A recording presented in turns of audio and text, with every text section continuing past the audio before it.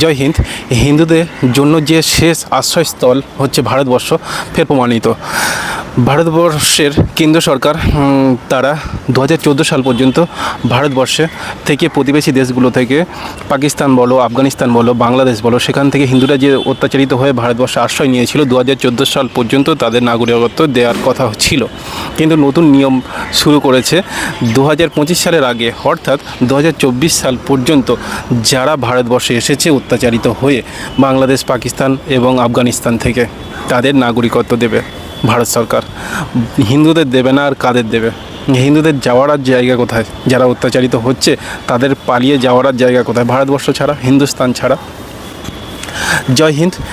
আর অবশ্যই জানাবে যে কেন্দ্র সরকার হিন্দুদের জন্য এটা ঠিক করেছে না ভুল করেছে। আর বাংলাদেশি ভাইয়েরা বা পাকিস্তানের ভাইয়েরা বা আফগানিস্তানের ভাইয়েরা যদি আমার বন্ধু লিস্টে থেকে থাকো, তাহলে অবশ্যই জানাও যে তোমাদের জন্যে ভারত সরকার, কেন্দ্র সরকার ঠিক কাজ করেছে না ভুল কাজ করেছে। যদি অবশ্যই তোমাদের মনের মতো কাজ করে থাকে, তাহলে অবশ্যই জয় হিন্দ লেখো। আর সবসময় মনে রাখবে যে আগে দেশ, তারপরে ধর্ম, তারপরে রাজনীতি। দেশকে ভালোবাসতে শেখো, ধর্মকে ভালোবাসতে শেখো, তারপর রাজনীতি করো, যে কোনো রাজনীতি করো। জয় হিন্দ। ভালো থাকবে সবাই।